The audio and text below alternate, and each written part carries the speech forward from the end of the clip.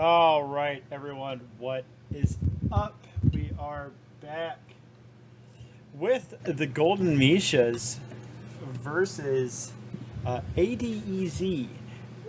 We know the Golden Mishas, that is the heroes of the dorm team, getting some very early practice in before the next round of the dorm. I do not have DJ Tyrant with me tonight.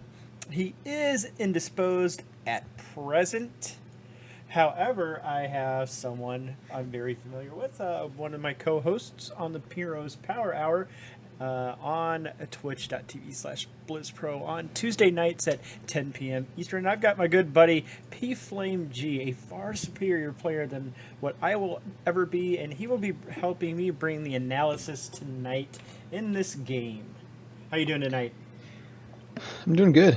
I'm ready excited to cast and see what these teams are going to bring today.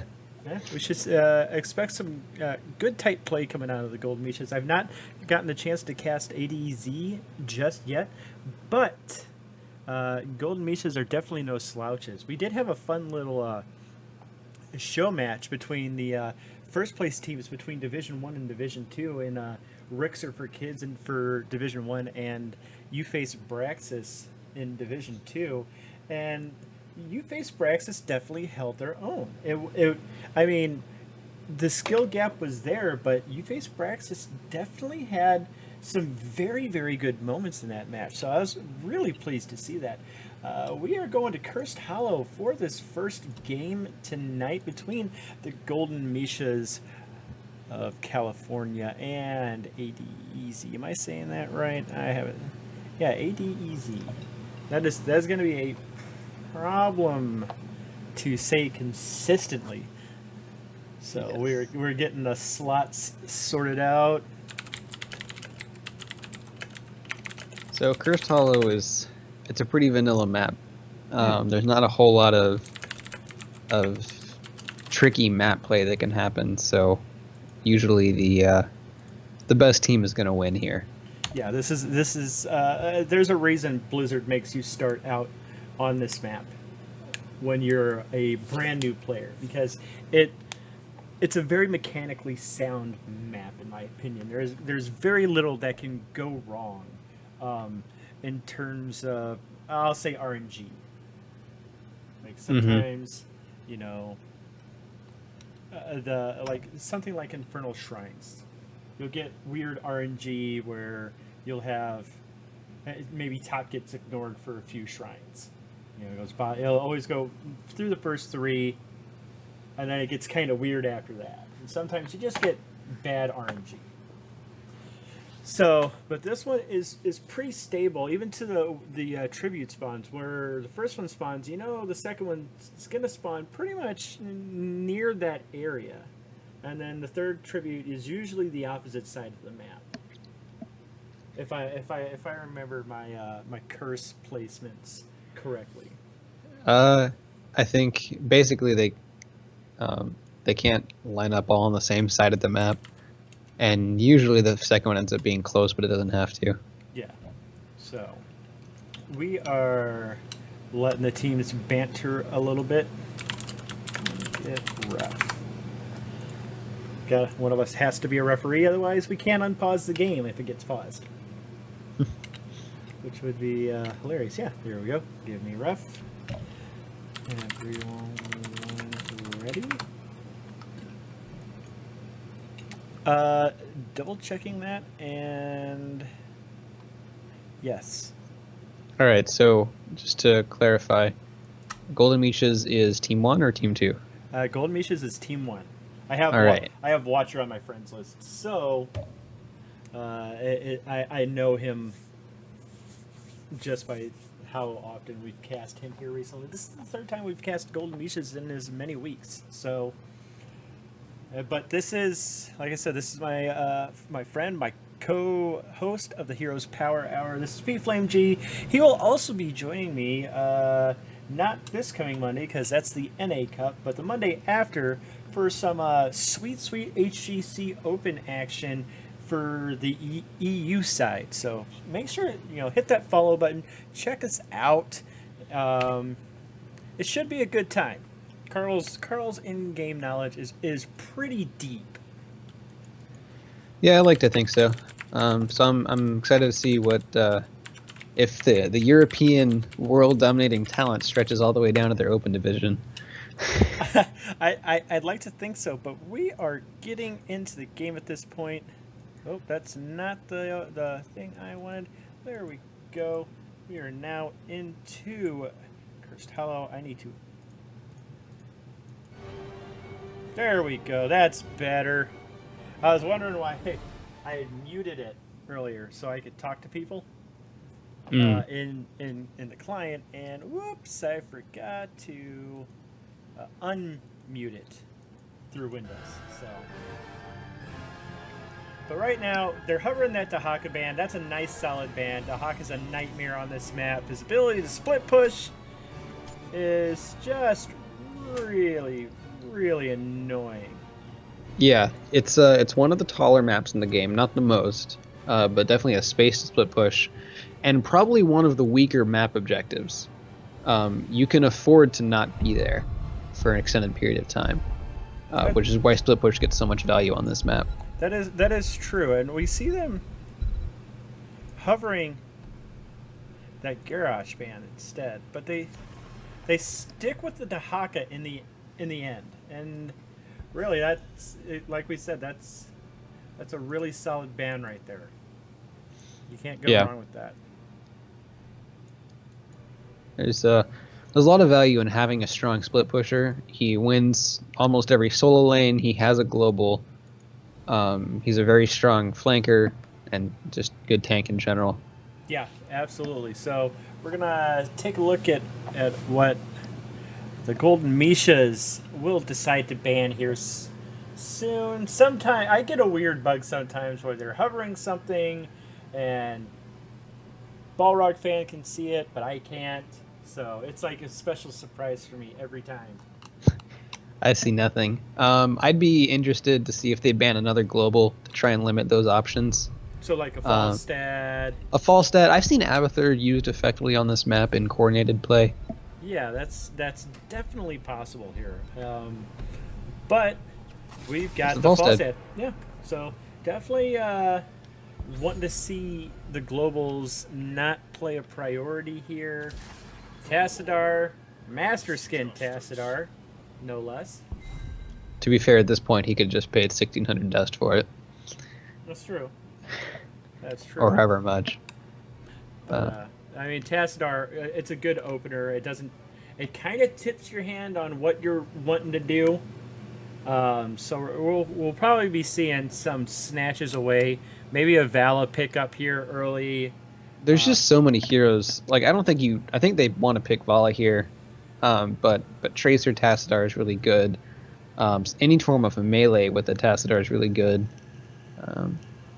You're still pretty open on the side of. Oh, I can't remember this team name. The not Golden Mishas. ADEZ. ADEZ. All right. Okay, so Ariel. So Tass Ariel Vala is a very potent combo. The Holy Trinity. Yeah. So Golden Mishas is making sure to deny that, and they might pick up Vala themselves here, but they don't have to.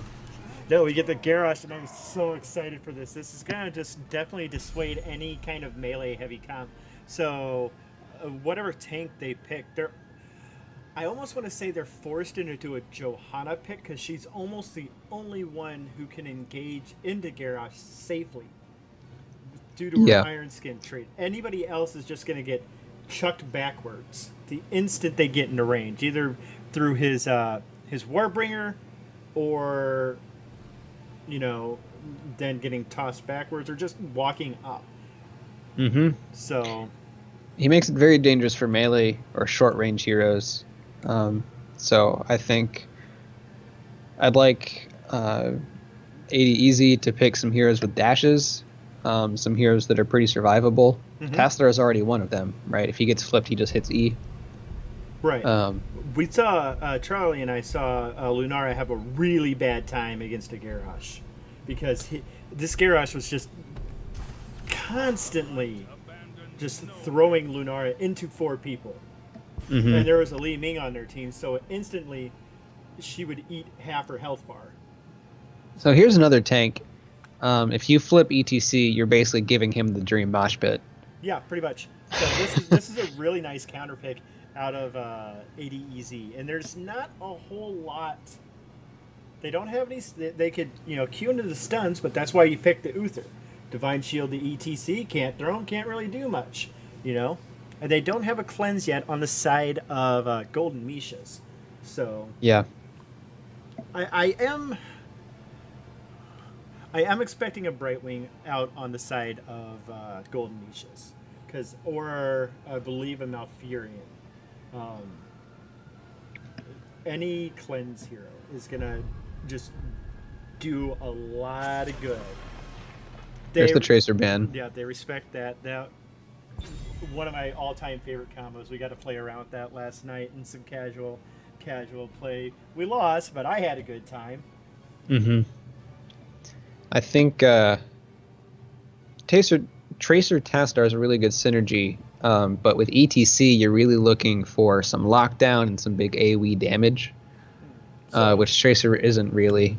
So I'd even maybe a Kael'thas or like some sort of big mage, a Jaina, is probably going to be to round out ADEZ's comp. I like them hovering over Gul'dan. Gul'dan could cause big problems for their comp. Yeah, he does.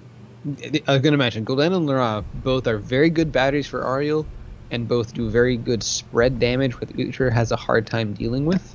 Mm-hmm. Tassadar can kind of help mitigate that, but that's still you get one shield on an 8-second cooldown, and you get Uther Seals on 13-ish second cooldowns. So they get rid of the Splintered Spear damage.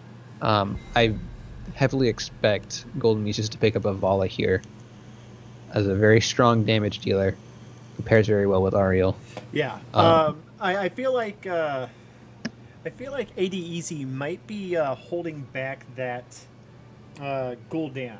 They might decide they want that for themselves, but Gul'dan also pairs very well with Ariel. Yep. So, unless they go Gul'dan Ariel here, which would be kind of weird in my opinion. You mean Gul'dan Vala? Yeah. It wouldn't be terrible. I think they're both strong damage healers. They fill kind of the mage and sustained damage archetype, and they pair very well with Ariel. So it wouldn't be a terrible draft, I don't think, and it would deny some very strong DPS options from ADEZ. Right. I do feel like they might be looking for another tank. However, there you go, Val, and there's a Sonya. So I definitely like that. Sonya is a great solo laner. Does incredible amounts of damage with the seismic slam. Has really good sustainability with the whirlwind. She's got to be a little careful about using that in team fights, though, with the ETC and the Uther there, just being able to just stun her out of that whirlwind, which would be pretty catastrophic for her sustainability.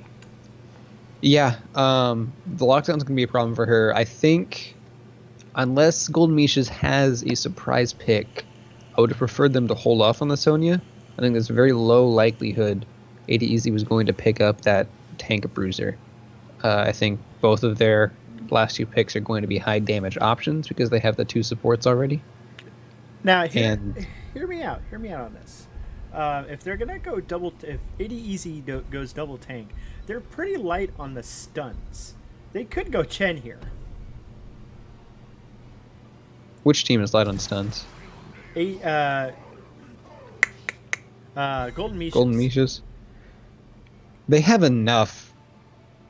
They have Sonya Spear and they have Rain of Vengeance.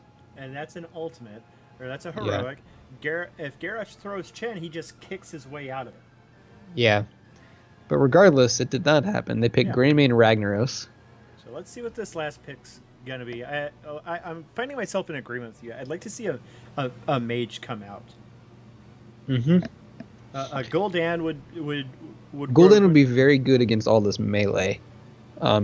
He's one of the better mages at dealing with people engaging into him. Yeah, they've got him or Jaina. They've got 4 melee. A KT would, Convection KT would get a lot of work in here too. He'd do a lot of damage, but he'd be under a lot of threat, which is why I would prefer the Gul'dan or maybe a Ring of Frost Jaina. I like that too. That's a good idea. So that's why I bring you on. You have better draft sense than I do. But we see the double. It's an ADEZ. So, and I like this. This is a nice solid pick. This gives them a potential 2 solo laners really between the Sonya and the ADEZ. So I'm expecting to see the Sonya and the Rag top. Yeah, I think ADEZ was mostly picked because ADEZ's comp is clearly just trying to run directly in. Yeah. At full force. And ADEZ is one of the better counter-engaged tanks. He doesn't really have much ways to start a fight, but if you're running into him, he does a lot of damage, and he disrupts your ability to deal damage yourself. Yeah.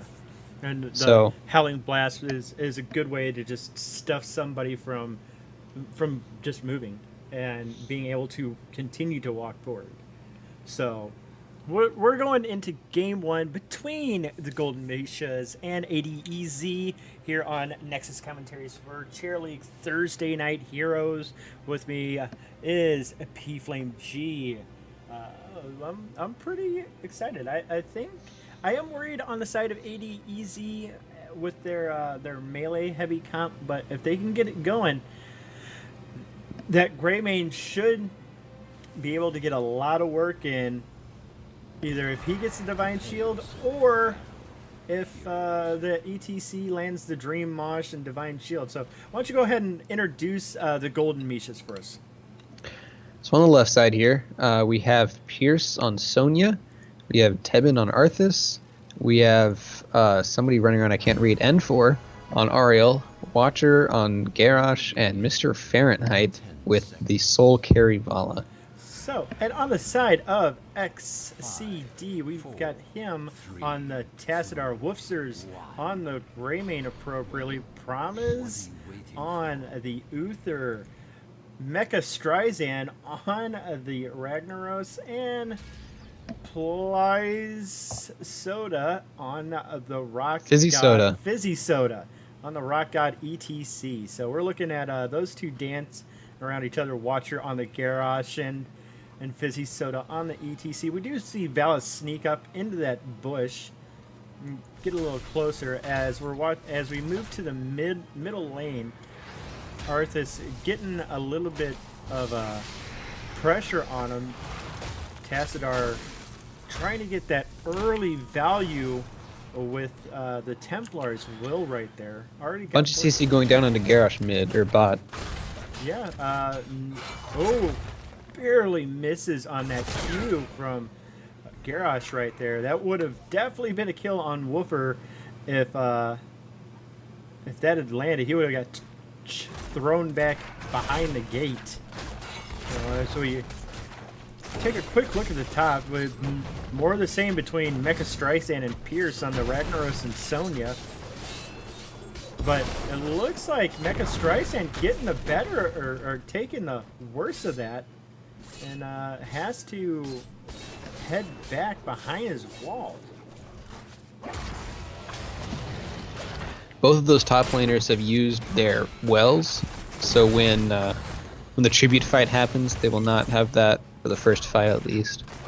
Yeah, and Woofer's here on the bottom. He's definitely got to be careful here. One good Q or one good hungry arrow could spell his doom. We're seeing Watcher come take over for the Arthur or for the Sonya real quick as she already starts that camp. Good heads up presence from her. And it's so hard to fight into this Tassadar early game. He's so oppressive with the beam, with the shields. It's just very oppressive as the first tribute begins to spawn. That Sonya is still working on that camp. This is going to be a little dicey for the Golden Mishas at first, as they're not going to have that Sonya there. Yeah, but ADEZ doesn't have Rag either. And Golden Mishas got the lucky spawn where their siege camp... Oh, Uther got picked. Oh. Alright. Now that they're not quite fighting, Golden Misha siege camp is on the opposite side of the tribute, which means Rag has to stay. Ooh, Woofer in a lot of trouble right now. Sonya's going in on him, trying to get inside the center, but the ETC stun comes in and takes him out. Tevin is in the back line, trying to get some damage onto Greymane right there. Nice root from two. And Garrosh decides to throw him the Attainment Strike onto the Tassadar, almost leads to his death. Uther just so aggressive, decided to die to get those extra heroes. Here comes Tassadar. Thrown backwards. Ooh, gets rooted by the Arthas Howling Blast right there. Well played by the Arthas right there. And N4 secures the first tribute for the Golden Mishas. Well played out of them, despite losing that Greymane early on. Yeah, I think that was a really questionable engage by Greymane. I know effectively ADEZ was trying to delay and let Ragnar split push on the side to get an experience advantage, and they do have a slight one, which is surprising given the hero deaths. But they went too aggressive and lost a couple of heroes, and they probably would have been much more ahead if that hadn't happened. Ooh, the spear missed on the Ragnaros up top. If that had landed, that probably would have been his death. Sonya had plenty of fury right there. Seismic Slam probably would have finished him off. Ooh, nice Detainment Strike onto the ETC right there, but Mr. Fahrenheit taking an awful lot of damage right there. Throws out this Hungering Arrow, and Woofer is going to go down, unable to withstand the damage coming out of the Golden Mishas, and another very fortuitous spawn for the Golden Mishas right now. We did see that Sonya take out the Ragnaros solo. She just kind of has his number this game. He's been having a lot of trouble on holding that top lane. Yeah, Sonya does a lot of damage. I think in the bot lane we mostly saw an extended fight, or an Ariel with a Vala battery versus an Uther, where Vala just puts out a lot more damage than Uther can heal over the course of 30 seconds. Promise just trying to go in again, and ETC with the stun is Fahrenheit. Oh my God, Fahrenheit barely got out. He had just maybe 10 hit points. On the flip side of the map, Gold Mishas invaded ADEZ's camp, found 2 of them there, killed them, and took the camp. Yeah, and this is going to probably lead to a curse at this point. There's not a whole lot that ADEZ can do to stop this. See how this turns out for him here in just a second. They are getting in position, and Garrosh is right there, gets the Tassadar. He's got to blow his dimensional shift right there, but Sonya gets tossed in. I love it. And we see Ragnaros pop the Molten Core to delay this. We're going to see how this turns out. And he does get the delay on them, but Woofer just taking so much damage right now. He's got to be careful. They're going to... Gold Mishas are just going to back up at this point and let this Molten Core run out. They're all very low. Uther's just one man. Ooh, root onto the Drayman right there. Hungering Arrow. Fahrenheit taking a lot of damage. He's got to be careful. Ooh, nice stun on a 2. Woofer in a lot of trouble. Ends up getting the W or the E right there to try to get a kill, but no, this has just gone all horribly wrong for ADEZ just now, and this will be a curse. Complete brain fart on my end on some of those skills right there. Yeah, I think we just saw the fact that the only person you absolutely have to kill on Gold Misha's side is Vala, and the only person you absolutely cannot reach through the 3 tanks in front of him is Vala. Yeah. It is. You're right. This is a triple warrior comp, and it is paying massive dividends. Garrosh throws ETC back out of the way. Tevin trying to provide some help to get him out, but Greymane is not giving up. Pierce comes in. We're going to see Sonya land that spear. Almost goes for the Taman strike, but this top 4 is still going to go down. Sonya leaps in. Woofer goes down from the spin to win, and Garrosh gets thrown back. The Detainment Strike almost stuns, just barely misses. And ETC is running the wrong way at this point. That's not your base, buddy. What are you doing? And Uther is pretty much the only one left at this point in this top lane, and the Golden Mishas see the opportunity and start on this boss. And this is pretty good timing. What do you think? Yeah, they got a whole bunch of picks. The curse is over. They no longer have a big advantage with the creep, so they're going to lock down the boss, probably walk over for their second boss. And just taking a lot of advantages. Well, I think they seem that they want to push. They seem they have a pretty good advantage, and Greymane gets caught once again and has to get the Divine Shield in order to stay alive. And that's not how you want to use your Molten Core or your Divine Shield. I think there was just a breakdown in communication there. Greymane got cleansed and then didn't realize he was cleansed, and then he got the Divine Shield, ran away, then turned back when he realized he had the shield, and then was out of position when it expired. I think all they're going to get right now is this front wall, and they should be happy with that. It was the greedy play to push with the boss. It would have been safer to get the other one. But it's possible it just got that front wall and not even any of the towers. So yeah, we see them clear out this mid lane real quick. Though Sonya's already rotating over for this siege camp up top. So it looks like we're gonna be on a bit of a collision course here as we see Golden Mishas posturing up for their boss. They're gonna start it now, but if you look over just to the right, this is going to get ugly in a hurry. They've got to disengage off this boss. So just want to note, this is a mosh pit ETC, not stage dive. We mostly see mosh pit nowadays anyways. It's also a taunt Garrosh. I know a lot of my Hero League games have the... Decimate. Yes. Sorry, Warlord's Challenge is the official name of the heroic, but it's an AoE taunt. Yeah, and we see ETC get taunted right there. Now he's rooted down. He's going to be taking a lot of damage. Fahrenheit staying ahead of him. Gets thrown back. ETC just not enough. And the BM spray with the Li Ming acting cool. Yeah, Golden Mishas just has complete control of this game right now. Yeah, I mean, if you're Golden Mishas, do you just take this siege camp? I mean, they are right there. I don't know that the siege camp itself is that important. I think they wanted, hopefully, to get a pick. But now that they see everybody on the other side of the map, they might as well take it. Yeah, and Garrosh is going to be walking his way up to this tribute. Not that important of a tribute for either side right now, but it does give Golden Mishas 1 point closer to another curse. And N4 in an awful lot of trouble. Does she have her Crystal Aegis on cooldown? Yeah, she's going to burn it right here, but I don't think it's really going to stop her. She hits the heal, and she's still in a load of hurt and does go down finally.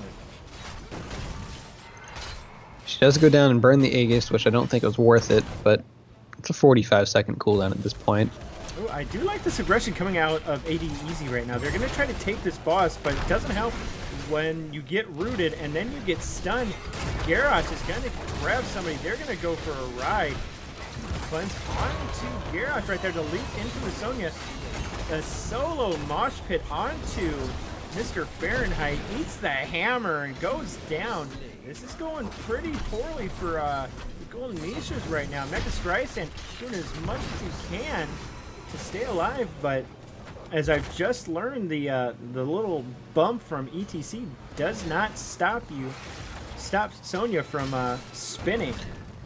Yeah, I think when you try and take an aggressive boss like that, you have to play perfectly. And we saw 2 people hit by a root, and then Uther hit by the stun. And all this, when that happens, your man advantage is effectively gone. And what do we call those boss plays? The throw pit. Yep. So we're watching Watcher come in, gets the Q onto the Uther. He's gonna be looking to maybe throw Uther back a ways. We see another Q come out. He did finish that quest. Uther does die. Woofer gets caught. The Crystal Aegis onto Watcher just now. Arthas does go down. It looks like Arthas or Garrosh is gonna go down next. Oh yeah, that is a nice turn. Nice turn out of the overextension from the Golden Mishas just there. So now you can pressure the boss. Yeah, with 3 people down. And this is a good curse spawn for Golden or ADEZ. This will definitely stop Golden Mishas from getting this curse, and it's just in time too, because if it was all 5 up, they could not contest this curse because they're down 16 talent here. yeah. But with the man advantage, they can take a boss, they can get this curse, and the next one should happen after they've hit 16. Especially, they should get this bottom fort out of it. Now, so they can. Now, question: If you're ADEZ, do you immediately go to your own boss? I would say so. I think it's weird that they're stopping to clear minions. I think the time lost there is valuable time that you need to be killing your own boss. But they spend it and they're on their own boss, and Golden Mishas is slowly making their way up there, but Vala is still taking care of the boss, so I don't think they can actually contest. Yeah, I don't think they can either, but Vala's going to go ahead and abandon this and let this fort just concedes this fort. Nice mosh pit from the ETC. She's going to get detainment. Oh, Ariel misses the detainment strike. Pierce in a lot of trouble. I don't think she meant to Aegis Tevin right there. Fizzy Soda is in a lot of trouble. The Artana, or not Artanis, who I think Tastar does get the detainment strike as Greymane is just ripping apart the back line. Woofer does go down. Tevin and manages to secure the boss. Arthas and Ragnaros just raid bossing each other at the moment. And Tastar is just nobody, they just ignored Tastar that whole time. Yeah, but he took half his health from the boss in damage. That's true, he did. And now this is just going to be another curse at the worst possible moment for ADEZ. I think ETC did not hold on to his heroic. You have a very strong area control ultimate with, or heroic, sorry, in Mosh Pit, and he blew it on a solo Garrosh when most of the team wasn't there. I think that was just a big part of why they lost that fight. Yeah, that was you hate to hit a mosh pit on one. I saw what he was going for. It just didn't work out, and now it looks like this middle keep is gonna end up being in a lot of trouble. So, well, it looks like it just looks like Gold Mishas decided to play it a little conservatively right now, and they're just taking it slow. But wow, that's an awful lot of damage onto Garrosh right there. He just gets melted from the combo, and Crystal Aegis has to get popped. Uther takes the damage. Ariel goes down, and this is just really a really good defense out of ADEZ just now. Molten Core is a very powerful ability. Oh, you know, I just mentioned about getting a solo. I just mentioned about getting a solo mosh pit, but when it leads to a kill on, especially when it becomes a staggered death timer, it's just huge value. It is. I think when you're contesting a boss, and I think you need to save it for the boss capture, but when you're trying to chase people down and secure objectives for your team to try and hit 20, then it's definitely worth it to get their Vala. Yeah, and this game has just now gotten very they do have the ability to defend these lanes with the strong wave clear that, you know, Reg has and everyone else, and they're not. They lost their top keep, but they're not in any real kind of danger just yet. They've done a beautiful job of clawing their way back into this game. The thing I worry about is that ADEZ has won fights with Molten Core, I think twice in a row now, and lost fights without it. And ooh, this is going to get ugly in a hurry. We see Gold Mishas coming in nice and aggressively, but I like this positioning from Fizzy Soda. He's going to see this come in. The force wall does come out. Sonia leaps in, going on to the Tasker. Gets no mosh. No mosh is available for this. You're right. Gets taunted, gets Detainment Strike, and here comes Ragnaros with the Sulfuris Smash just now. But Tevin is taking an awful lot of damage. Ariel doing a wonderful job of trying to keep everyone topped off, but it's not working out. And a nice shield onto the Taskar just now. Keeps him alive just a bit longer. A stasis onto Ragnaros, and Tevin is going to go down, and it's a 5-man wipe from ADEZ without the Molten Core. What an amazing turn of events. Uther died very early in that fight, and that's just... Uther does a lot of work when he's dead. Yeah, Uther does do a lot of work when he's dead. When you only have one damage dealer and 3 tanks, and Uther gets to cast that heal every 1.5 seconds alongside a Tassadar, it's really hard to kill people. I don't know if they can do this. Maybe they can. Should be able to. Yeah, because I don't know if they could have gotten the keep by themselves. Okay. I think it would have been safer to just push that mid keep with that siege or that night camp. Because this will probably get defended by the blue team at this point. What? Well, okay, here's the thing. This next curse is definitely going to be spawning soon. And Golden Mishas have to respond. Oh, God, that is the most brilliant positioning for a curse to spawn. This will be a curse. Like, they have to either defend this boss or hold this curse. And that's a choice I would never want to make. And they're already taking their own boss on top. This is just great heads up. This is great late game decision making. coming out of ADEZ.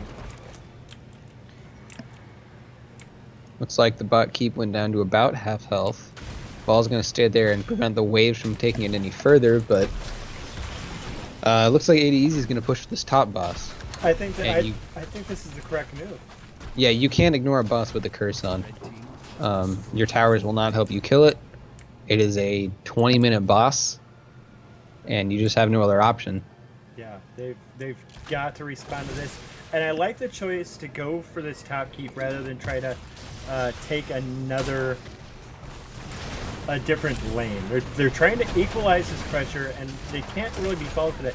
They've really got to be careful on the side of the Golden Mishas. One good power slide is just going to ruin their day with the boss on them as well. Here comes Busy Soda in with the slide and the follow-up, but this top keep is not long for this growth. It's going to go down. ETC ends up getting his power slide canceled. Ragnaros immediately molten towards onto that keep, and ETC dies, gets the death mod off. The shield comes out from the Ariel. Pierce going in, trying to get as much work done on this Sony as possible. Does end up going down. Uther does die during the fight. He's going to come back after just a bit. Watcher does go down as well. And ADEZ has turned this around. They're going to win game 1. They will. I think it was a pretty impressive showing by them. I think the triple melee comps usually fare really well in the early game and start to fall off when you have all of that Uther healing come through at level 20 with Redemption, and you have, you know, all the damage that Ragnaros and Greymane can build up. So ADEZ played as safely as they could during the early game. They lost one keep, and they came back and played their game well. Yeah, like I said, that just worked out so well for them in the late game. Like, I really did not expect ADEZ to turn that around. And I've been informed it's Woofser, rather than my butchered pronunciation of it. So, currently we are waiting on game 2. We'll find out what map it is. That's weird.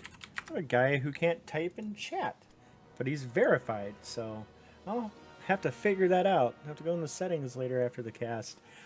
But okay, so game 2. If you're the Golden Mishas, how do you bounce back from? Because you gotta admit that's an annoying loss. It is. I think either you try the same strategy on a map that will end earlier, or you draft more damage that can handle the late game fights. Right. Well, let's see. I believe ADEZ is currently choosing what map they want to be on. Sometimes this takes a few minutes. Nice yawn on stream. I love it. It's late for I'll let the viewers see that. I don't know what they're seeing. The realness we bring to the table. It's late. It's 1 a.m. for me. We're going to Battlefield of Eternity for game 2. So this is one where I don't like a triple tank comp. Just because it doesn't do anything in an immortal race. No, it does. Well, I don't know. No. I was going to say, you could triple tank with a Zarya in there, because Zarya does get a lot of value, especially if you take weird talents like the Unstoppable Barrier, where she doesn't even get stunned after eating an immortal stun. And it gives her a fair amount. I don't dislike a Zarya on this map. I think she provides enough damage and utility. I just don't want you to take 3 tanks. That's fair. So we'll see. This game is about to get set up, and we'll get into it here very shortly. Again, thank you everyone who is watching tonight. Thank you everyone who has followed us today. Let's see how many more we got. We get all 22 of you who have recently decided we are worth hitting that follow button for. That puts us at 130 followers, which I am just delighted with since we just started actually casting, I don't know, maybe really 3 weeks ago. So, seems like something weird has happened with Golden Mishas. Or I'm sorry, with ADEZ. It says they're in game. Very weird, Blizzard. What's going on? No, it's Golden Mishas that you're missing. No, Golden Mishas are in the lobby. No, Mechas Trizin and Wolfster were on ADEZ, right? Yeah. So they're in the lobby with us. Are you in a lobby without me? Wait, there's 2 lobbies. I'm in a lobby with ADEZ.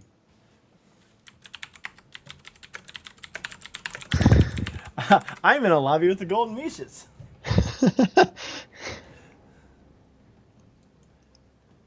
So, okay.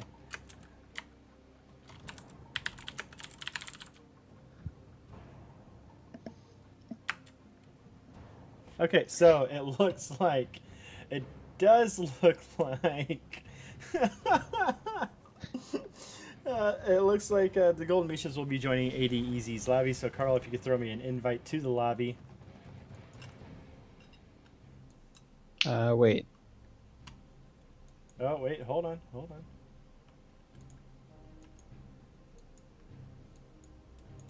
Okay, so they are. They're.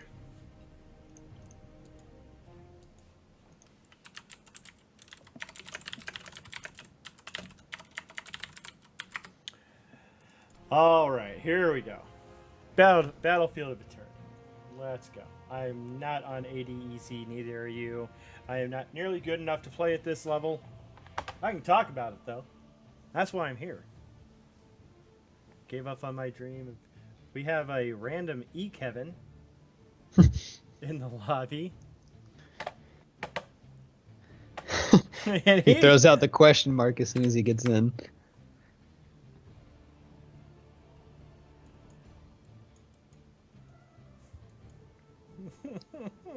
I gotta do this now.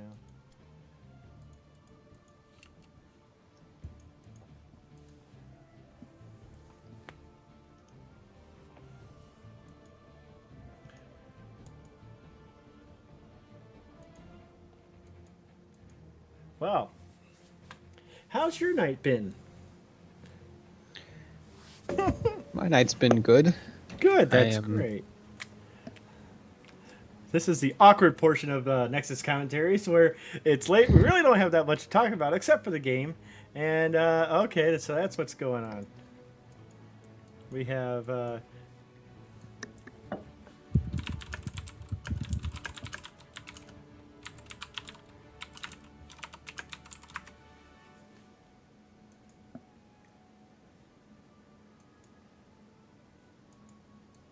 Alright, we have people in here. As long as they move us to OBS.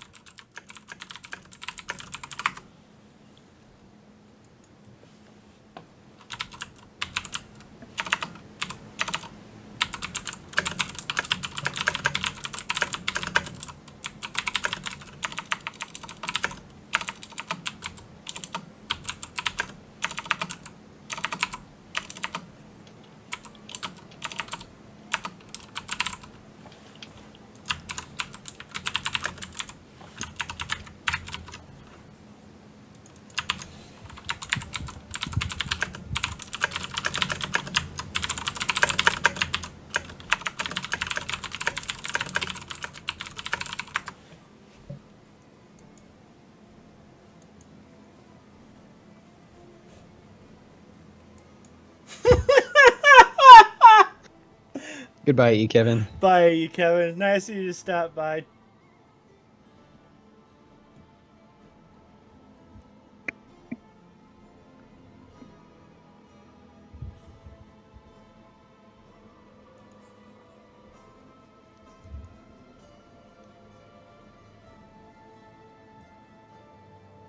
Well, I'm sure Kevin knows where to watch the hot chair league action featuring Watcher,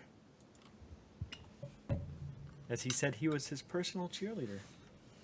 We don't have an Ariel main. Well, that sucks.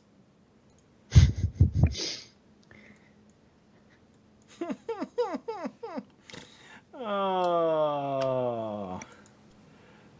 Late night heroes with chair league. Let's go. No?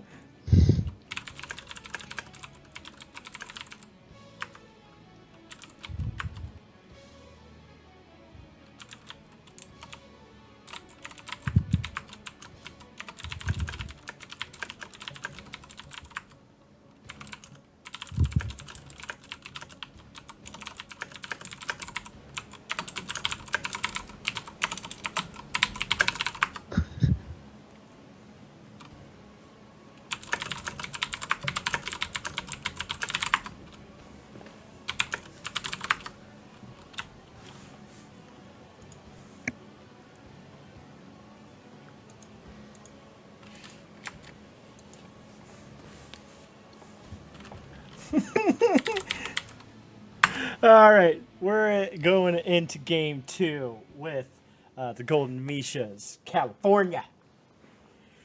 And ADEZ, who had an incredible late game just now to snatch victory from the jaws of defeat. And I'm looking for a good bounce back on this map. This is a harder one to come back in. I agree. The Immortal does a lot of damage, and there's only 2 lanes.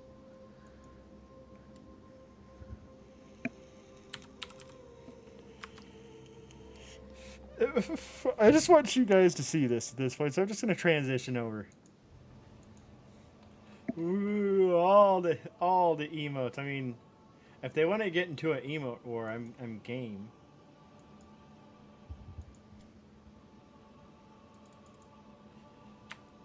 Let me get my personal favorite combo out.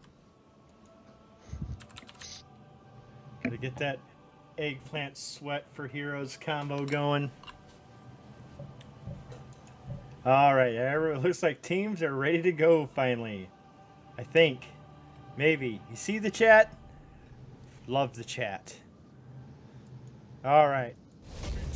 Battlefield of Eternity. All right, so you are Golden Mishas drafter.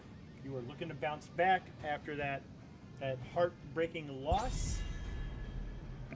What are you looking to ban? What are you looking to pick? Let's come at this from the side of the Golden Mishas.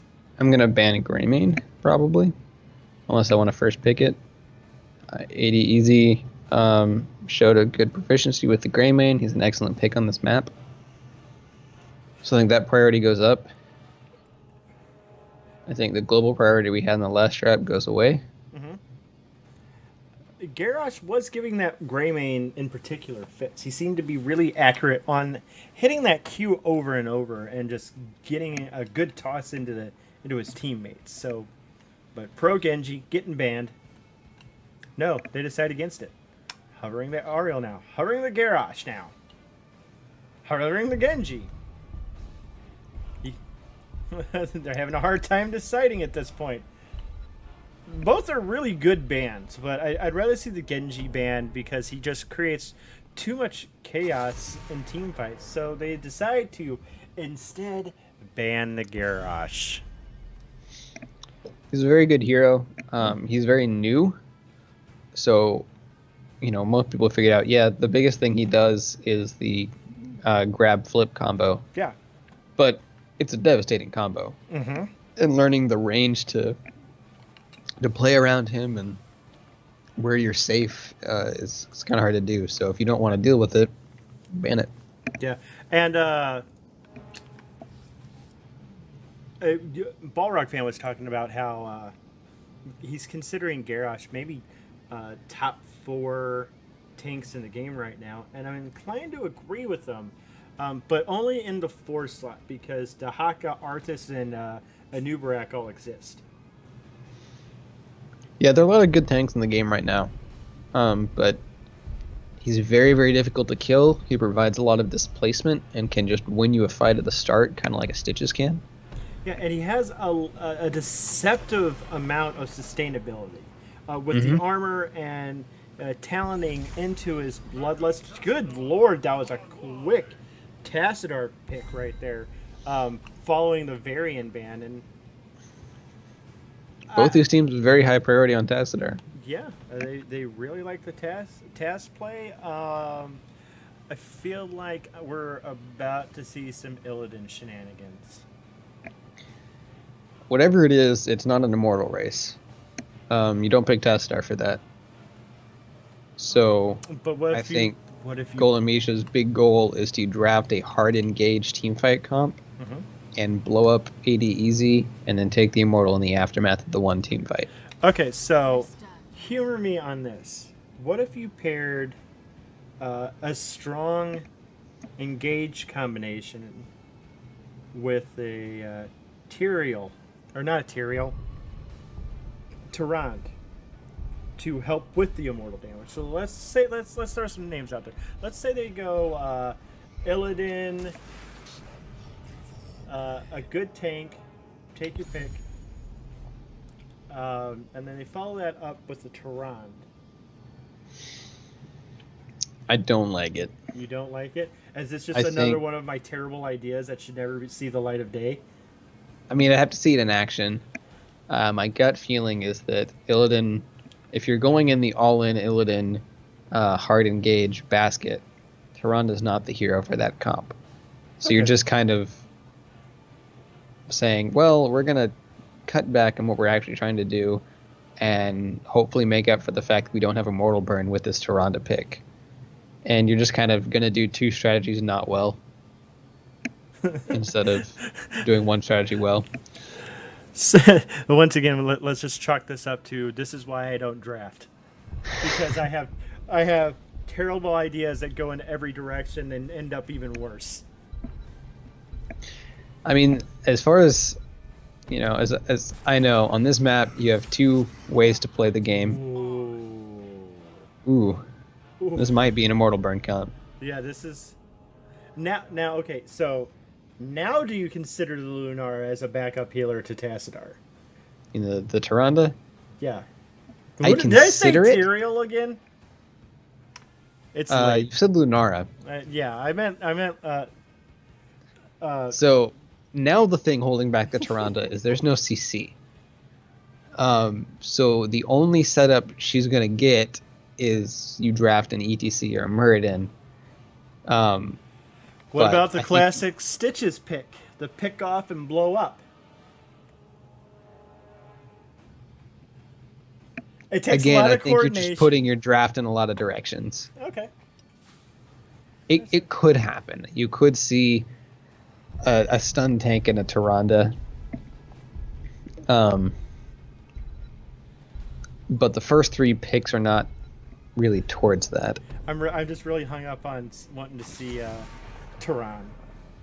We could see it out of ADEZ. I don't think their comp. Yeah, no, that's what I'm talking about, is seeing it out of ADEZ. With the Vala Diablo? Oh, are they on? Oh, they did switch sites, didn't they? Yes. Okay. Well, I got that scoreboard fixed then. So yeah, never mind. Oh, what? Okay. You have my attention now. This is where we get the Rhaegar Bloodlust Dream. So here's what they're gonna do. They're gonna do Morales, and they're gonna do what you just said, Rhaegar, and it's just gonna be a straight up protect the hammer, and it's not gonna work. So I think you draft maybe an Arthas for a really big front line that's hard to get through. Yeah, I can see that. Probably a Rhaegar here with Uther and Ariel band. Yeah, they're almost forced into that. Stukov's the other option. It is Morales. Oh my god. You need a big second tank to round this out. What if they had? Nah, I'm serious. What if they just go? What if they go Rhaegar? I'm just saying, it'd be an awful lot of healing on that. But what if they? Okay, I'm thinking really hard here. If they pick Tyrael, I know what they're doing. It's a jank version of it, but I know what they're doing. And it's not going to work. I know it's not going to work. They're not going to have enough they're not going to have enough damage to do it, but they're going to try it, and it's going to be glorious to watch. And I'm just... This is not the map for that strat. No, this is totally the map for that strat. You wait till the other team commits, and then you do it. And they go Stitches and Stukov, and I like that. Yep. Stitches does an incredible amount of damage to teams with the Stun Slam build currently. Stukov can just shut Morales up, prevent her from healing entirely with the lurking arm, and yeah, this is... Stitches has long been known, even though Hammer's been out of the meta for so long, we forget, but as the hammer counter. Because if she sieges up, it's a very easy hook to land. And Hammer does not like getting hooked. No, especially not with Lunara, Malthael, and a potential... I feel like this Tassadar is going to go Force Wall, just in case that hook does land. It'll stuff the movement right away, letting them just finish her off in a hurry. And at that point, the range is so great, like Morales can't heal her at all, lest she get picked off as well. It's just... Okay. We have an Alarak on the board. So, how do you feel about this particular comp coming out of ADEZ? I definitely would have preferred a bigger front line. I think Vala hammers plenty of damage. Alarak gives them a strong solo lane presence, but you don't need a huge solo lane presence. There's nobody on Golden Mishas side that's just going to crush you. So I think an Arthas would have been the best pick there. It's a lot of damage. And, something that happened last game is one team ran out of damage and they lost. Yeah. Now, and it's it. Who do you put... Now, if you go a solo laner, who do you put in the solo lane? Do you put Tassadar? Or do you put Malthael? Because I feel like Malthael would dominate the matchup versus Alarak. Alarak won't be able to get enough sustain off to keep him up against the Reaper's Mark. I don't know. I think Alarak can do a good amount of burst damage, and Malthael's mostly sustain. So Alarak might be able to... Well, no, Alarak kind of pokes. But I think a combo or two can shove Malthael out of lane.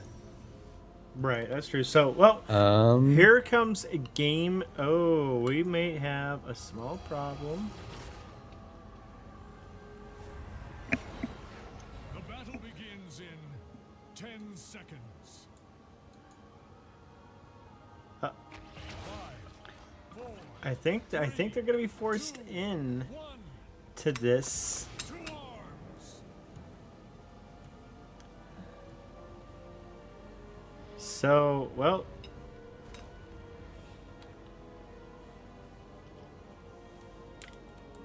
let's pause this real quick. I do not know the chair league rules.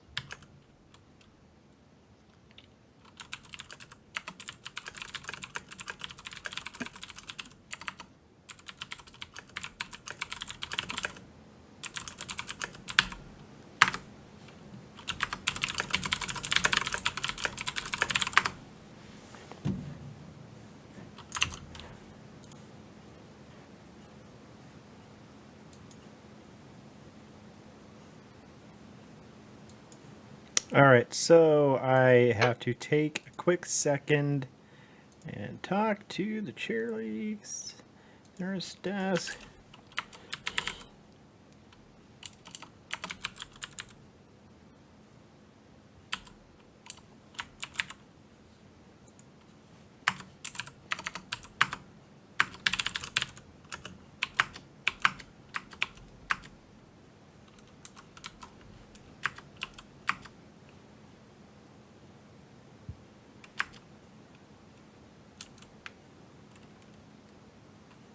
All right, here we go.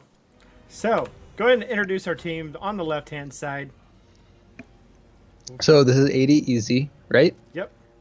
All right. So on the top lane, solo Alarak is Promise. And bottom lane on the tank Diablo is Fizzy Soda. Vala will be played by Mega Sturzen. Hammer is XCD, and their support Wolfzer on Morales. He was the gray main last game, which is probably this role swap they're referring to. Yep. And then on the side of Golden Mishas, Watcher on the Lunara, giving the business to Diablo right there. Mr. Fahrenheit on the Stitches, Tebin on the Tassadar, N4 on the Stukov, and Pierce on the Malthael. And yeah, nice zoning lurking arm as Stitches is looking for that. Ooh, nice stun onto the Lunara just there. Hits the wall, but Fizzy Soda taking an awful lot of damage at this point.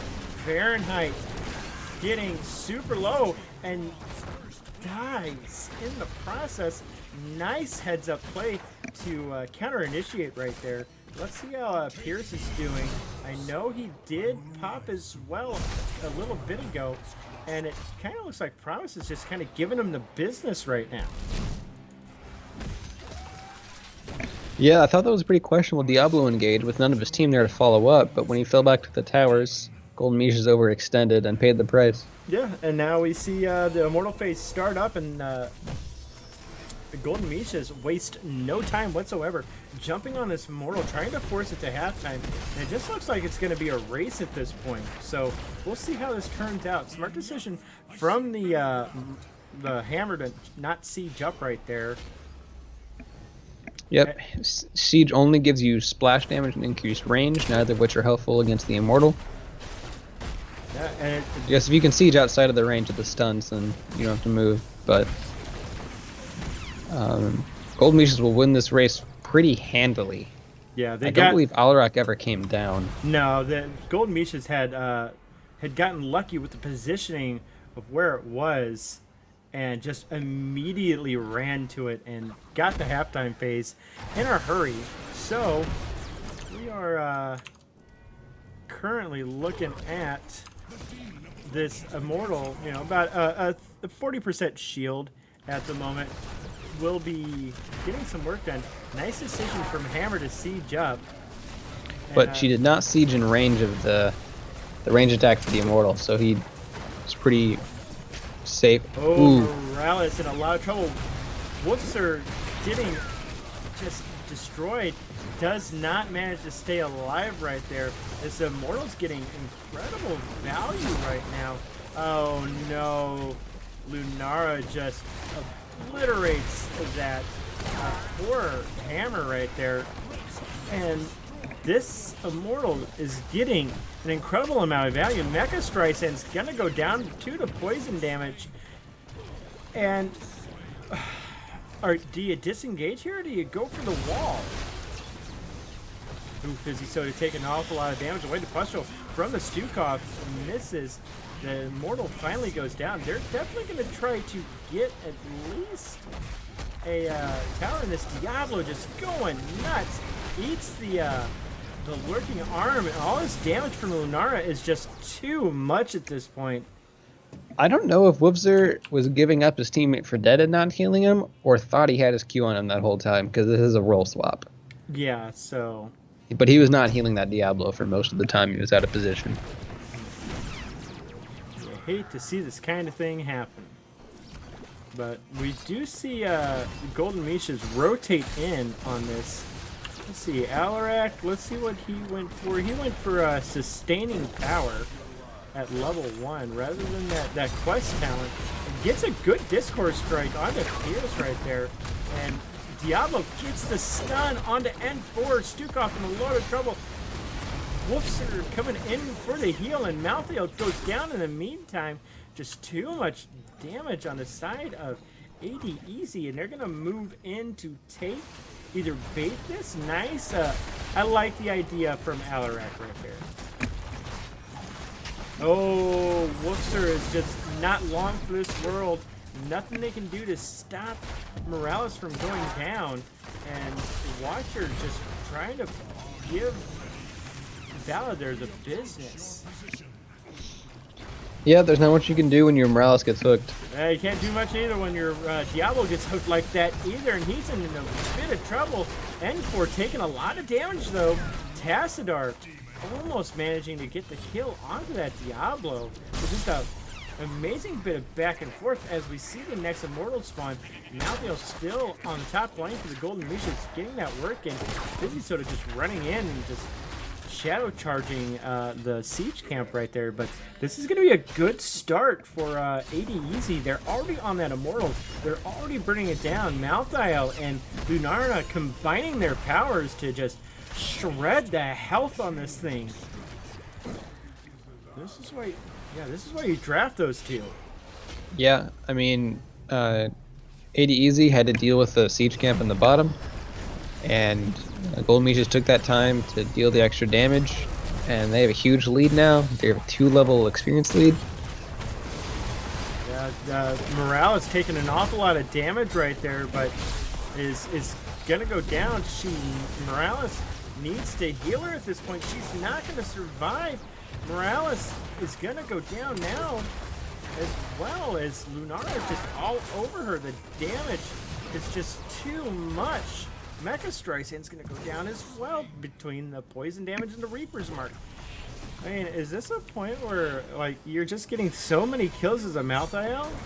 Like you go for Mark for death, but no, it goes to the Tormented Souls instead. This is a Gorge Stitches, and a Thornward Vine Lunara, and a Flailing Swipe Stukov. Yeah, Flailing Swipe definitely seems to be the pick of choice here now that people have had time to get used to it. It just provides great disengage or push back into your team if you have that bold Stukov who decides to flank at the right time. So, we see, oh, Valid just get hooked. The Forcewall comes out, gets the cleanse, and the safeguard manages to survive. Just nice job from that Morales to stay on that, but I mean that fort went down very, very quickly just now. Yeah, I hate to keep harping on this Flex Morales pick, but there was nothing actually that needed to be cleansed at that point. It's just unfortunate how the draft worked out. Yeah, and this hammer is not getting enough value, not really having any chance to siege up. She sieges up behind the keep at this point to get some value, but this game is spiraling quickly out of control for ADEZ. And once again, it's probably that roll swap coming into play. Beautiful force wall right there. Malthael teleports in behind him and gets the kill. Oh, poor Woofser. Nice another wall right there. Just the walls are on point from this Tassadar Mecha Streisand. It's gonna go down. I feel like they could probably core off this. The core is risky. Ooh, the dash in from the Alarak. Nice. Oh, that was a beautiful swipe out of Stukov. Oh, right Lunara there. was so greedy. She walked back to auto the Alarak and he hit the E. Yeah, you gotta punish the greed somehow. But they do lose that bottom keep in the meantime, and that just means pressure the rest of the game. So we do see ADEZ taking their summoner camp on the left side. Now let's keep in mind, ADEZ last game lost the first keep and still won the game. That's true. And Vala and Hammer do scale pretty well as time goes on. But so do Lunar and Malthael. And they're just Morales is just suffering the effects of the roll swap. I think we talked about it on the Power Hour with our guest Bacon from the Gangbush squad about you know, if you're playing with a broad variety of players. Oh, that is a lot of damage. The Tormented Souls coming out from the Malthael. Just being able to press Q over and over. The dash in from the Alarak is going to lead to his death hour. Mecha Strison goes down. The Apocalypse comes out. And I really think this Morales is dead. Oh, hits the medevac, gets away. I can't believe she actually survived that. I don't understand the medevac on a 2-lane map with the Val on a hammer. But that aside, It saved her life. It did, but that doesn't matter that much. The point I was trying to make is we talked about how often you have a wide variety of skill levels that you're playing with in a group, you'll put your weakest player on support because it's generally seen as the easiest role. Support play has really hurt ADEZ, and I think this just kind of goes to show. As Vala gets Streisand's just deleted from the game right there. Oh, nice. Oh, that's probably not how you wanted to do your Morales. But this is just not going well for ADEZ right now. Diablo's going to go down. The Discord strike on the Alarak just now does not really help in the end. The sprays coming out en masse at this point. How can Varian be confused if he's dead? Sports are important, man. Support Treat play. your support well. Yeah. Good support play wins games. Yeah. We see out of the support play out of Tevin and N4. They haven't even finished this Immortal yet. They wanted to They're get gonna some get more, it, and it's gonna go straight to a keep. Yeah. I mean, and they're gonna get 16 advantage off of that keep. They're probably gonna get 16 advantage off the creep wave. Ooh, Alarak dashes in. Nice Discord strike on it too. Doesn't matter in the end. Maybe just a little over aggressive right there. The Tormented Souls comes those out. hooks are. Yeah, You gotta ban the Stitches next game. Yeah, Peyton. We're gonna call him Peyton Stitches or Stitches Brady. He's just. I don't know that he's missed a hook on on Morales like this game. Yeah, no. Mr. Fahrenheit Stitches has been on point. This is. And there's just nothing Morales can do if she gets hooked. Gorgeous. There's no Diablo option. right there. Busy so decides to start B-stepping around. Nothing left. Oh, he got the Stukov though. You got the Stukov kill. That moral That was victory. a 27 kill by Golden Mishas. 27 kills to 5. Yeah, that was really that's the result of a role swap that you're kind of forced into. And then, past that, the Stitches hooks were really, really good. Yes. And the Morales just could not deal with Lunara and Malthael's damage. And part of that is just the hero, right? Mm-hmm. That's a lot of damage that those two are putting out. And she just didn't have the healing output to handle it. I feel like the Malthael pick kind of forced ADEZ into not taking that second tank because that just would have been a lot of value for that Malthael pick. Yeah. I left too soon. I would assume Malthael took the reduced healing. I'm pretty sure he did. Against a Morales, that's almost I would assume that would be almost an assured pick right there. Just because if you can reduce the healing that Morales does to anybody, like that's just a huge amount of value because she does heal very quickly.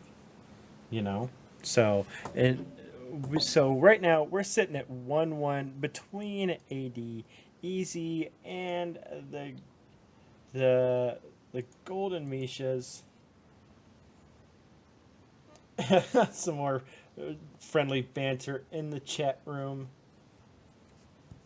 right now inside of the Cheer League lobby, and we've got it sorted out. Who is going to make the next game? We're looking forward to what map we're going to play on. I have a feeling we're going to see Towers. I haven't casted Towers tonight, or Infernal Shrines. Haven't seen that map tonight either. I'm really weirded out by that. Infernal Shrines is a popular map. Infernal Shrines is a very popular map. But thank you everyone for joining us tonight during this Thursday night cheer league. All 24 new viewers, we love you all. It's much appreciated that you have decided that we are worth your follow. I see E. Kevin has decided I'm just going to go offline. I was going to whisper him after the game, but... And apparently my cat has gone absolutely insane. Cats do that from time to time. He must have pooped. He's running around like an idiot. He only does that when he... Oh, and he... Oh, never mind. Henry, come here. Ignore me. Good cat. I'll show everyone my cat. Because he is a good kitty. Oh, wait a minute. There we go. Where is he? There him is. Look at that kitty. He's such a good boy. So. There's that. Now I've got my late night. I have no idea what's going on. Shenanigans out of the way. And El Gato is being weird at the moment. Are you going to jump up here now? Come here, you goofball. El Gato. Braxis Holdout. Yes, another Praxis game. I'm in for this. I just want to see a Rexar. It's pretty good on this map. As I've learned. The hard way, trial by fire. Right, buddy? Yes. So, we got us into the correct spots quickly, thank God. Yes, I do want ref. Thank you. She could use the medevac. You're right, Real Squirrel Sean, as I say that 2 minutes later.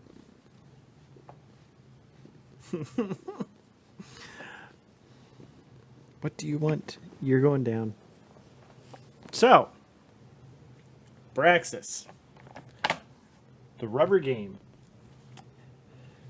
What? Okay, let's go to the ADEZ side this time. Aside from making sure your rolls are correct, what are you looking? What are you looking to try to add here? For one, I think that Stitch has absolutely destroyed them last game. Yeah. I think you have to respect Bandit.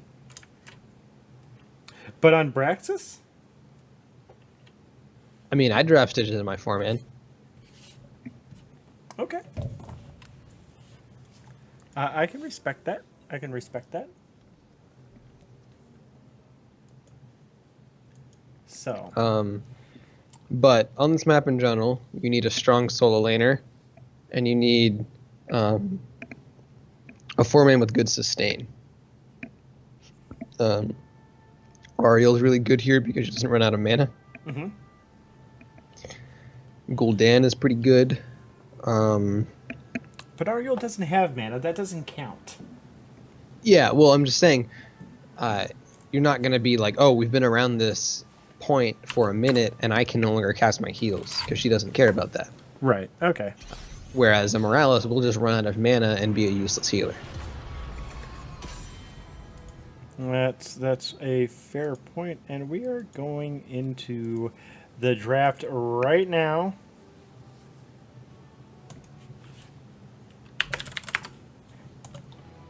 So, let's see what the Golden Mishas and ADEZ decide to go with at this point. I did not pay attention to which team was on which side. Yeah.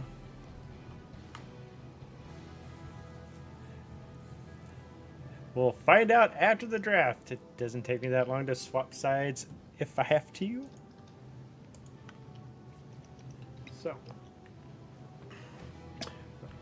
So we'll just say was it? What do I have him as right now? 80. So let's say Golden Mishas is on the right. Golden Mishas, what are you looking to ban? Golden Mishas, Gul'dan's a good one. I would ban Rag because ADEZ has already shown that they'll play it. Mm-hmm. He's strong on this map. But Gul'dan's not a bad ban either. Yeah, Rag. Yeah, that Rag play was definitely good, and he only gets even better value on Braxis for his ability to just shred the Zerg waves and delay fort or keep damage. Yeah, his trade is incredibly valuable here. He's a strong solo laner, which you need in your draft. He fills a lot of roles.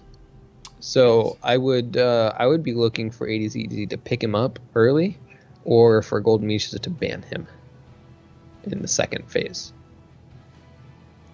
Yeah, this is the thing about I love about Heroes. You hardly hear about Ragnaros anymore at this point, except for on like certain maps with attacking objectives that attack, like the Zerg waves, the Punishers, and the Immortals. You know. If you know where it's gonna go, his trait gets a lot of value. Mm-hmm. And like I said, ADEZ has already shown their willingness to play it, and they won with it.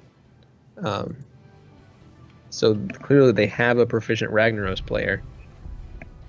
Yeah, and that Ragnaros got a lot of value out of almost every Molten Core he had in some way, whether it was... Yeah, and there's their ban right there. They respect that Ragnaros play right there, or they waited long enough for us to talk about it. the 2-minute snipe. So, you lose your Ragnaros, what do you pick up instead? Dahaka is open. I think he's very, very strong on this map with the solo lane presence. Very good point. And his ability to suddenly gank the 4-man. So the Tassadar priority continues. Yeah.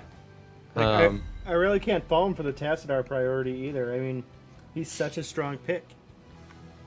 Especially on this map where Psionic Storm does get a lot of value against the Zerg waves. So. I think Dahaka Ariel is the pick here. I think you want to deny the Ariel Tassadar synergy. She's very strong in this map. I think Dahaka is a very strong pick on this map. I think the Ariel is a must. I think Dahaka I would like to pick, but they may not share the same priority. That's a fair point. I find myself agreeing with you on that. I would like to see the Ariel come out because Golden Mishas do have the next 2 picks, and if the one thing you don't want to see is that Holy Trinity come out. That is the last thing you want to face in a game 3 after that kind of loss, but they don't. They go Garrosh Stukov. And really, if you're Golden Mishas, do you just grab it? Do you grab the Ariel and the Vala? I think you do. I think that's exactly what you do. Like, I would honestly be shocked if I don't see that come out from them. I definitely expect the Ariel. Yeah, it's sitting. That's probably what they're discussing right now. They're probably kind of stunned that the Ariel and the Vala came back to him. I know in the first game when Tassadar was drafted, I think in both games, the Ariel was drafted in the following phase to prevent that the synergy? Synergy, yeah. I don't know. I don't remember what happened in the second game because the enemy team had Morales against the Tassadar. Kael'thas Tracer. Okay. All right. Now, okay, so I'm expecting either Vala or I'm expecting either an Ariel ban out of Golden Mishas or an Ariel ban. I mean, they're not going to draft a Vala at this point. They have 3 damage dealers, counting Tassadar. So they need a full support and they need a tank. So there's no chance of an Ariel or a Vala getting drafted. I think the Ariel is the ban. Good point. I like it. But the other team could ban Vala just because she's a strong damage dealer. And Stukov Garrosh need something behind them.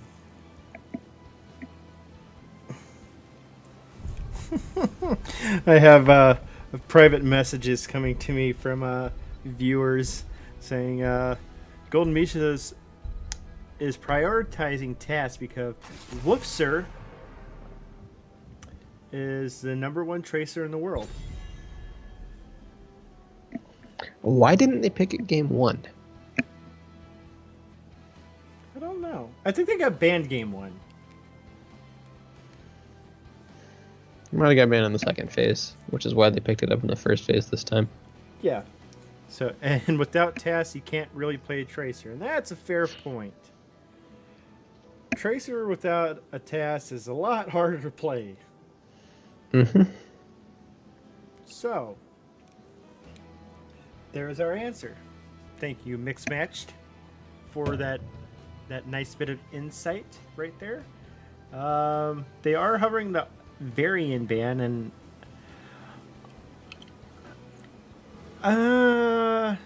yeah, I can get behind this ban. Taunt Varian can shut down a tracer pretty quick. Yeah. If he gets the shield break at 13, and he has the lockdown to deal with her. Mm-hmm.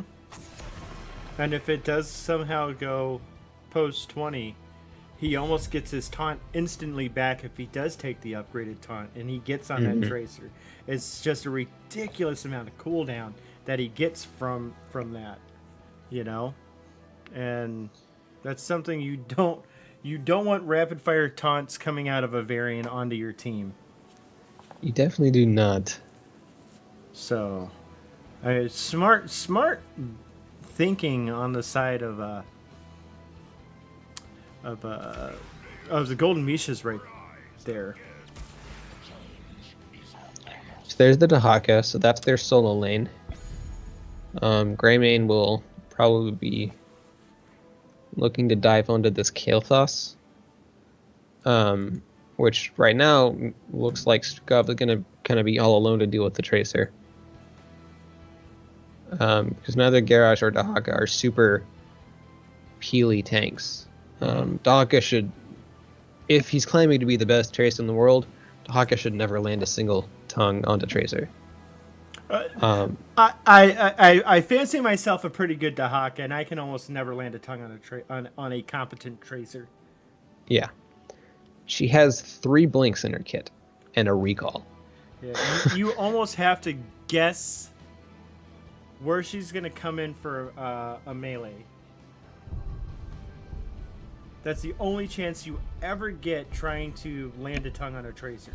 And if you miss, she's just going to be on you the rest of the time. Because there went your 1 CC attempt.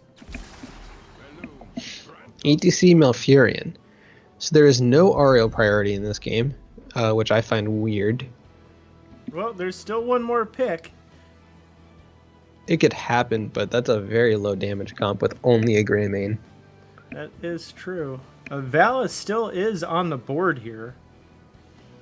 I think they want something with really strong wave clear, which Vala can provide. Kael'thas has gone to the other side, and Gul'dan is banned, who I think are some of the better wave clear mages to deal with the Brax's objective. I think the Kael'thas was important because Tracer has very poor wave clear until 13. What about a Jaina here? I could see it. I think Tracer completely destroys a Jaina, though. That's a very good point. I think Vala is a stronger hero versus that Tracer. Yeah. Same with the Ming. And Ming is not good against the Zerg waves. No, definitely not. So we're gonna Medivh. Okay, I can get behind that. If he's able to finish Master's Touch, he's gonna have a lot of value in team fights and everything. Just throwing his Q out, over and over and over onto people. So this is game 3. We are in Brax's Holdout. We are Nexus Commentaries, bringing you Thursday night cheer league action between ADEZ and the Golden Mishas. With me is P Flame G. I am Zextras. Thank you for joining us all tonight. I have been informed that the teams did indeed swap sides once again, confusing me. So that makes the Tracer chat make a little more sense in comparison to Golden Mish. You know, it's not the Golden Mishes drafting the Tracer. It is indeed Wilster on the Tracer. Yeah. So let's see this. Who someone else has proclaimed the #1 Tracer in the world. But only if he has a Tassadar with him. To be fair, most Tracers are dumpster tier without a Tassadar. That is very true indeed. So why don't you go ahead and introduce the Golden Mishas on our left? So, playing the Grey Mane is Mr. Fahrenheit on the only true assassin on their team. Watcher will be on the Garrosh. Tebin will be playing that Medivh. Pierce will be on the Dahaka, and sitting in base on Stukov is N4. And on the side of ADEZ, we got Woofser on the Tracer, XCD on the Tassadar, Fizzy Soda on the ETC, Promise on the Kael'thas, and Mecha Streisand on the Vala. On the not on the Vala. He played Vala last game. On the Malfurion. Malfurion. It is late. It is almost 2 in the morning for me, and I am very, very tired. This is a very, very, very aggressive lurking arm coming out of the Stukov right there. Garrosh takes a little bit of damage to that. Oh, he is looking to grab the Malfurion, and there's the power of Garrosh right there. You definitely don't want Garrosh getting his hands on you because there's 4 people right behind him almost constantly. 3 to 4 at least, and you hate to see that kind of thing happen. Sprays coming out again. I see no Lily sipping tea, so these sprays are worthless. Everyone knows if you're gonna BM somebody with a spray, you do it with the Lily sipping the tea.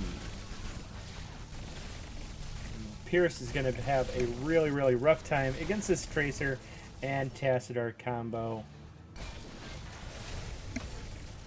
So they do have control over top lane, and they're getting a lot of value, but they're losing bot lane pretty heavily. Yeah, I love that the Fizzy Soda just got thrown back into everybody, behind the Stukov no less. I'm sure Watcher wishes he had another throw on deck, but did not, so Kael'thas just got kind of thrown back, and nothing really came of it. Yeah, we'll see how this plays out. Ooh, as Kael'thas gets hooked. Yeah, Kael'thas goes for another ride on the Horde train to death. Time to go to the graveyard. We'll see how this plays out. ADEZ should have complete control over top lane, and Golden Mishas has complete control over bot lane. So it's just going to be a question of who can make a rotation play and get control, or another throw onto a Malfurion, and he's probably going to go down. Greymane goes in, the portal comes out from the Medivh. Do secure themselves another kill. They're just playing in your face right now, the Golden Mishas are. But yeah, you're probably right at this point. This is definitely God, Garrosh. Watcher is just playing out of his mind early on. Like every throw he's gotten on somebody, it's led to a kill. Yeah. Garrosh was banned last game, and there's a good... Oh! Chaser survives, but she did get hit by the Garrosh grab. She almost got hit by another grab, but in the meantime, Dahaka sees that everybody on the side of ADEZ is bottom, and he decides to take that top beacon. They put Kael'thas top lane, who can wave clear versus the Dahaka, so he won't have control over the beacon, but he can stop him from pushing in. They decided they have... in a lot of trouble in the bottom lane, gets thrown out of the way, or gets thrown back towards the Golden Mishas towers right there. The portal does come out. Nice flask, and Greymane goes in on the Fizzy, so the roots from Malfurion. doing a lot of work in keeping out that Greymane, and Tevin almost dies. Oh, Tracer once again gets pulled in by the Q. We'll look at top lane real quick. Nothing going on like there. Going back to the bottom instead. We saw the strength of that Medivh pick there. Tracer got somebody really low, threw the bomb on them, and it stuck, and the Medivh shield just came up, and they were fine. Yeah, and I suspect this Medivh has gone Master's Touch. No, he has not even picked his level 7 just yet. Another throw from the ETC leads to good damage. He does get There's Master's Touch. And now it's the final countdown essentially for Tevin on this Medivh, who's been seeing some just absolutely insane play right now. Doing work on this Medivh, keeping everyone alive. Mecha Streisand just gets chucked again. Fahrenheit in a bit of trouble. The Pulse Bomb gets shielded by Tevin. Well played out of him. Portal does come out. He gets a... Ooh, he gets back through the portal. I forget what his Q's called. What is his Q called? Arcane Bolt? Magic Missile? Oh, he almost dies to the Tracer right there. Hashtag save the stacks. Arcane Rift. Arcane Rift, that's what it's called. So, Pierce and Promise just kind of staring at each other as the war for this bottom beacon continues. And it does look like Golden Mishas are going to get that magic 100 to 0. 100 to 0 Zerg wave. The Q misses, but Stukov decides to punch Tracer with that giant arm of his. We see ETC trying to go in. The Q doesn't really connect. He throws Medivh into the group, and he does actually get the kill. Pulse Bomb was onto the Dahaka just now, but he burrows and avoids the damage. I feel like that's a really big strength on this team, because they have so many ways to prevent that Pulse Bomb damage. As we watch, Malfurion goes down as well. Just a huge amount of aggression coming out on the side of the Golden Mishas at this point. So we found a flaw, as promised. Is probably going to die immediately. So ADEZ does not have a strong 4-man. Their Tracer never wants to leave Tassadar, but if you don't have Kael'thas, you don't have any sort of poke or wave clear. And so there's just not a good solution. And so in all these early game skirmishes with just 4 people in the bot lane, they lose, and nobody can match up versus Dahaka 1-on-1. That's true. So the real question will be late game fights. Leyline Seal comes out, only hits one. The swipes come out, pushing some of them back, and a drag onto the Malfurion leads to his death, and does. And this Medivh is about halfway through his Master's Touch quest. I just don't know how much else you expect engaging level 8 versus level 11. It's They've got to do something at this point. They're bleeding pretty badly right now. We see them taking their bottom camp, but Dahaka is also pushing in that bottom lane pretty hard at the moment. I hear another spray go down somewhere. Ooh, Dahaka sniffs out the camp being taken. Almost gets picked off by that Tracer.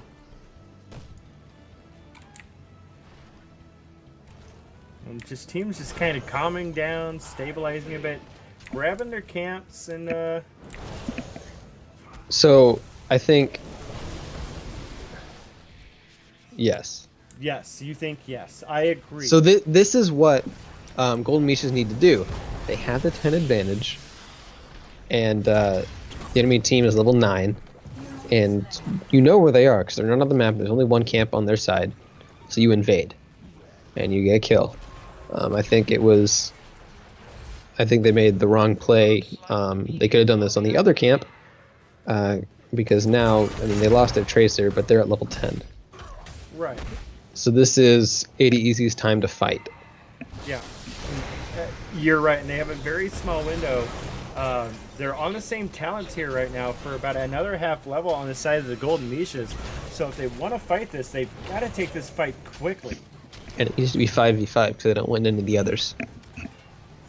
Yeah, but we do see this Kael'thas decide to break off from the team, and here we go. This fight's about to break off. Busy Soda trying to go in.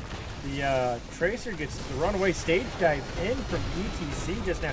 The Flailing Swipe does come out. The Phoenix does come down. Probably not the most ideal location for it, but Busy Soda does end up going down. Medivh just constantly throwing arcane rifts out. Nice gravity lapse from Promise right there. Lands on 2.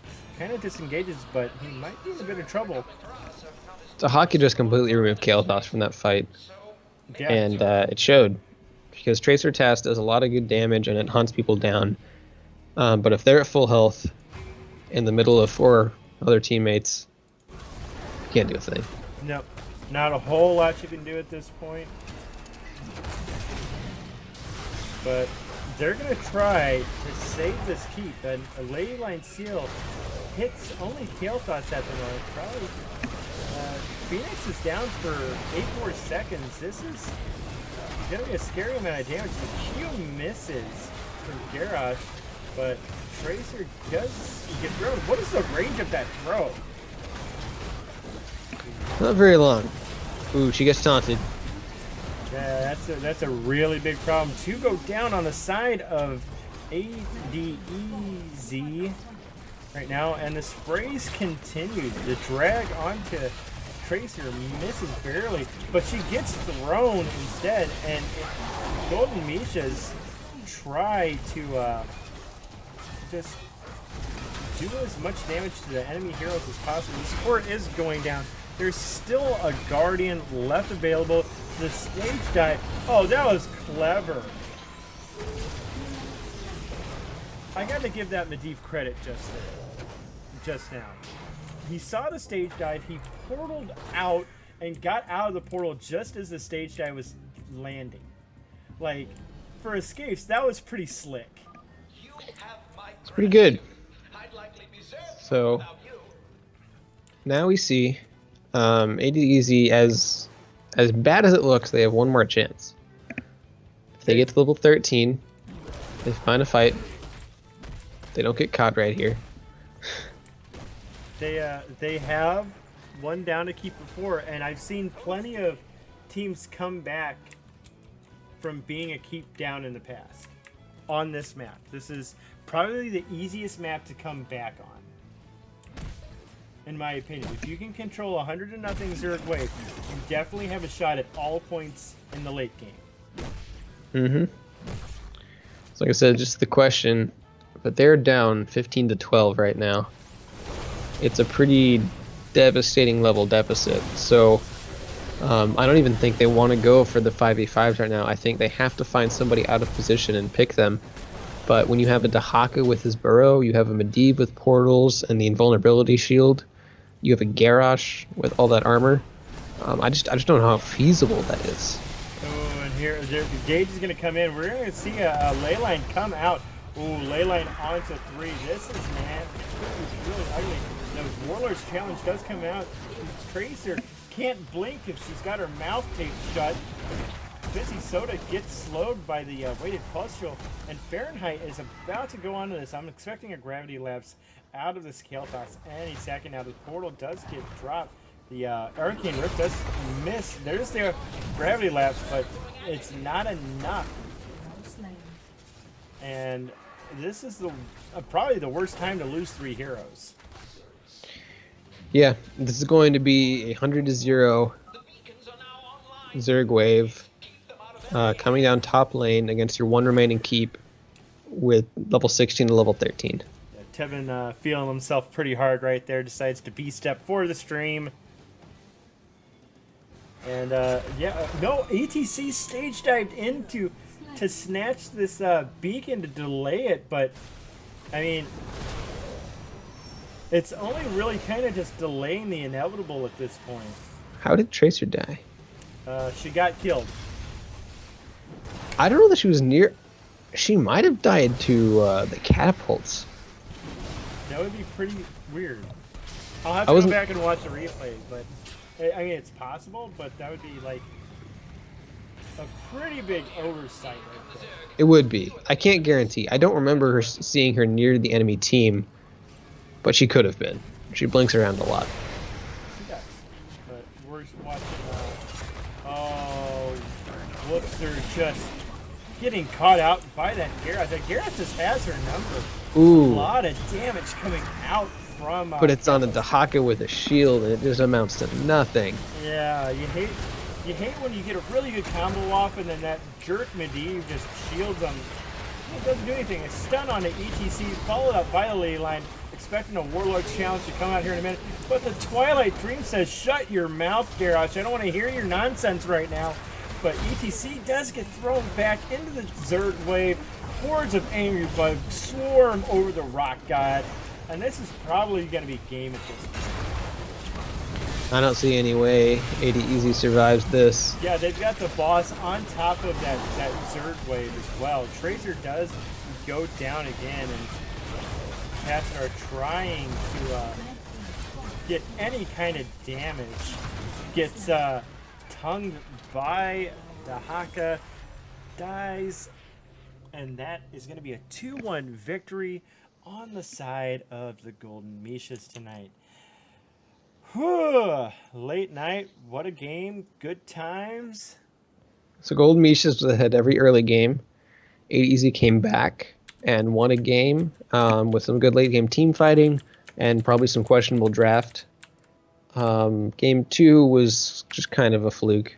Yeah, And then game 3, I think ADEZ they drafted Comfort and they did not draft for the map, and it hurt them. They didn't have heroes to deal with the map objective well, and they just got too far behind. yeah, no, the Praxis is one of those weird maps where you can come back very easily, or you can just get rolled really, really hard on it. And that seemed to kind of be the case for ADEZ right there. It wasn't able to get that comeback mechanic going. So, but that's going to do it for tonight. Thank you, everybody, for watching. Thank you, everybody who decided to follow the channel tonight. Let's see how many more. All 24 of you. We appreciate every single follow. You can watch us Monday night as we cast some HGC Open action. I'll be with Balrog Fan. Ooh, maybe Balrog Fan, but most likely DJ Tyrant in that case, as he really likes the HGC Open, and everyone deserves a break now and then. Charlie also has wrestling to watch on Mondays. He does have wrestling. He does enjoy his sweet face punching. So that's going to do it for tonight. Thank you, everybody, for watching. You can find me and P Flame G on the Heroes Power Hour Tuesday nights at twitch.tv/BlizzPro. Any ending thoughts for the night, P Flame? No, it was great to cast with you. I think we got some pretty good games and hope to do this in the future. Yeah, absolutely. We'll see you guys on Monday night for some HGC Open. Thanks for watching, everybody.